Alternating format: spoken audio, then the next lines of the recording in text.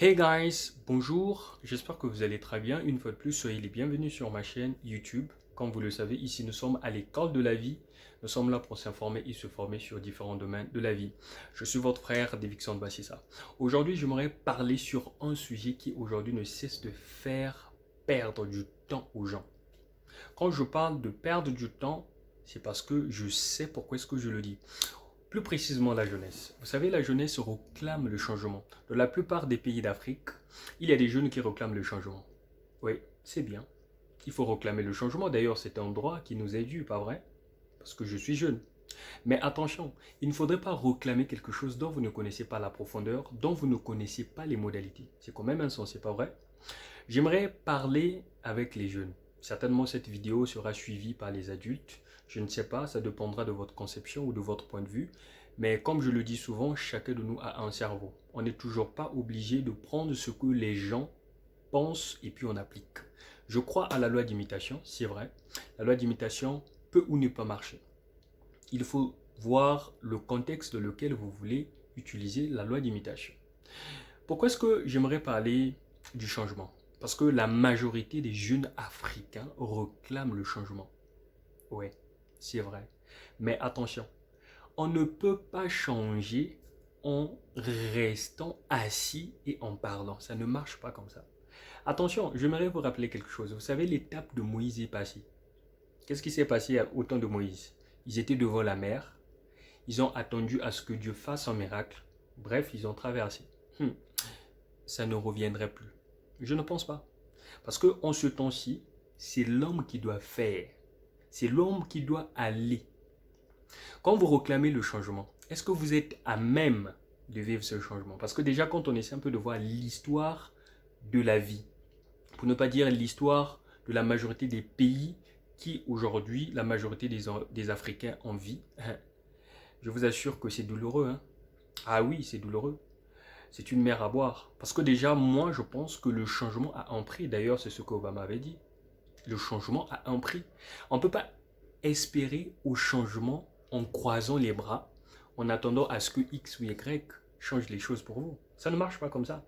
Et quand vous parlez du changement, avant que les choses changent, vous devez d'abord changer vous-même. Vous ne pouvez pas parler du changement en restant la même personne et vous voulez que les choses changent de but en blanc. Non. Bref, attention, nous ne sommes pas dans les camps défaits. Non, ce n'est pas comme cela que ça se passe. Si vous voulez un changement, ce que vous devez faire, vous commencez par changer d'abord vos attitudes. Vous commencez par changer votre raisonnement. Vous commencez par changer vos manières ainsi que vos propos. Combien sont ces personnes qui aujourd'hui espèrent au changement, mais sont encore de les vieilles habitudes, mais font encore les mêmes choses, qui font en sorte qu'ils puissent rester croupir dans la misère ou encore dans le statu quo? C'est ce que vous devez comprendre. En fait, la jeunesse, au lieu de se plaindre, au lieu d'accuser, au lieu de pointer du doigt sur X ou Y, je pense que la meilleure des choses à faire, c'est d'abord s'auto-examiner. Parce que la vraie pauvreté, comme j'ai souvent coutume de le dire, ce n'est pas la pauvreté où on manque des finances. Ce n'est pas la pauvreté parce que, bon, bref, son salaire est minime, ainsi de suite. Non, bref. La pauvreté, je pense que c'est un état d'esprit. Parce que déjà, quand vous avez un esprit qui ne peut pas raisonner au siècle présent ou encore qui ne peut pas se conformer à l'allure où vont les choses, je pense que vous êtes pauvre. Ne cherchez plus d'autres mots. Donc ce que vous devez faire, si vous trouvez que quelque chose ne marche pas, que ce soit dans votre vie, que ce soit dans votre famille, que ce soit dans votre nation ou encore dans le continent, pas de problème, asseyez-vous. Essayez un peu d'examiner qu'est-ce qui ne marche pas. Et si vous espérez au changement, ce que vous devez faire, c'est de faire des choses qui vont vous emmener à ce changement-là. Parce que quelqu'un qui souffle les bières du matin au soir et puis vient à la télé nous parle du changement, je pense que c'est une bêtise. Comment vous pouvez parler du changement au moment où vous êtes encore de les vieilles habitudes? Au moment même lire un livre pour vous, il s'agit là peut-être de la fin du monde. Et vous parlez du changement. Et d'ailleurs, le changement, ce n'est pas quelque chose qui sort du néant. Le changement, c'est aussi une mentalité. Parce que tant que votre mentalité reste la même, je pense que le changement, ça sera encore un cauchemar pour vous. Donc bref, jeunesse africaine, si vous espérez au changement, ce que vous devez faire, vous devez d'abord vous examiner, vous poser des vraies questions pour mieux les répondre afin de mieux agir. C'est ce que vous devez faire. Tant que vous ne le faites pas, je pense que vous allez perdre votre temps. C'est une perte de temps.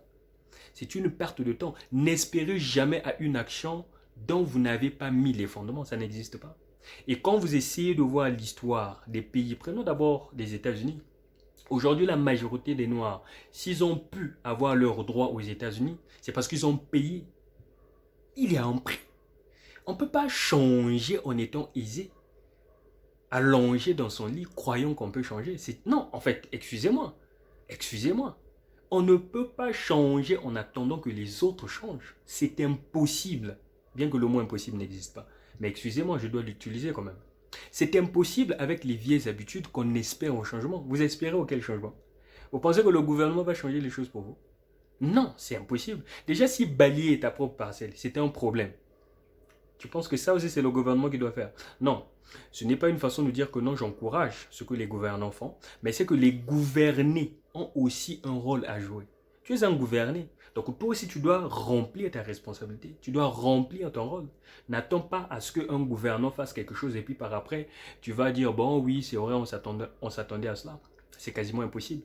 Donc, jeunes, que ce soit des jeunes, que ce soit des vieux, peu importe l'âge, quand on parle du changement, vous devez savoir que le changement a un prix. On ne peut pas s'attendre à quelque chose de façon aisée et puis se dire, bon, ça va changer. Non, ça ne marche pas comme ça. Encore au moins de le monde des hommes. Si vous voulez quelque chose, vous devez le réclamer. Mais quand on réclame, il y a encore une chose à faire, c'est aller vers cette chose.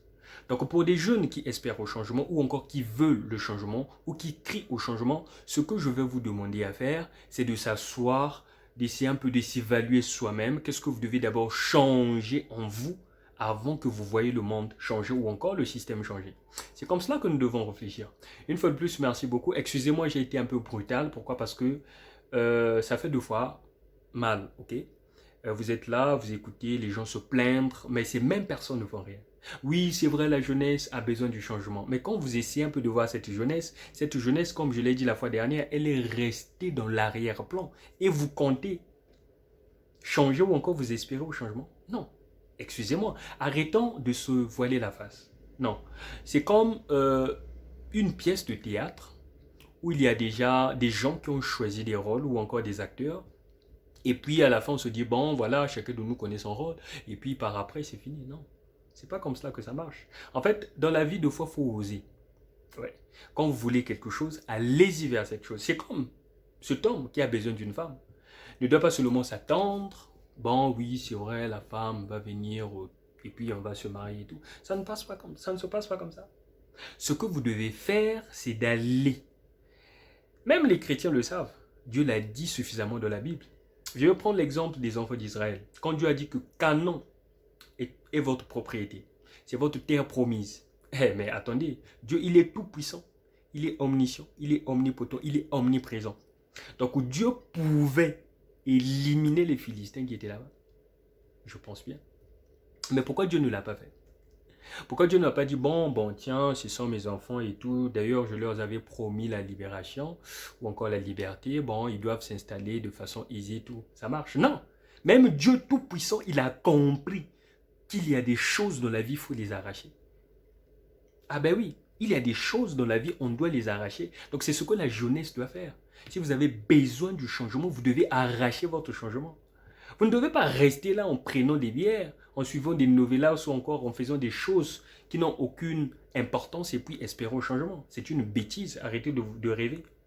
Vous devez vous réveiller dans votre sommeil intellectuel, comme le dit d'ailleurs l'un de mes mentors, le docteur Claude Nubissi. Vous devez vous réveiller dans votre sommeil intellectuel. Donc, je vais dire, et je vais le redire une fois de plus, si vous voulez le changement, peu importe la dimension du changement que vous espérez avoir, vous devez à un certain moment être comme un animal affamé. Vous devez aller vers votre proie.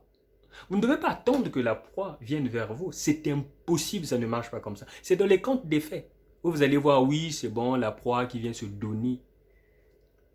Qui vient se donner et puis bon, voilà, l'animal qui était là assis, affamé, mange tranquillement. Ça ne marche pas dans la vraie vie. On a besoin des guerriers. Même Dieu l'a dit dans la Bible, pour des chrétiens surtout. Parce que beaucoup de gens aussi pensent, bon oui, quand on est chrétien, bon c'est fini, hein, c'est fini, on prie et puis ça marche. Mon ami, je ne sais pas si tu as prié plus que Paul. Si tu as prié plus que, je ne sais pas, les enfants d'Israël. Ils ont prié, mais à un certain moment, Dieu a voulu qu'ils puissent aller eux-mêmes vers ce à quoi ils voulaient avoir. Je vous ai donné l'exemple avec Canon. Donc bref, arrêtons de se voiler la face. Si vous avez besoin du changement, vous devez non pas seulement réclamer le changement, mais vous devez faire des choses qui doivent vous emmener vers le changement. C'est comme ça que ça se passe. Une fois de plus, merci beaucoup de m'écouter. Je pense que la prochaine fois, nous allons encore se parler et essayer un peu de décaler pas mal de sujets sur cela. Merci de m'avoir suivi.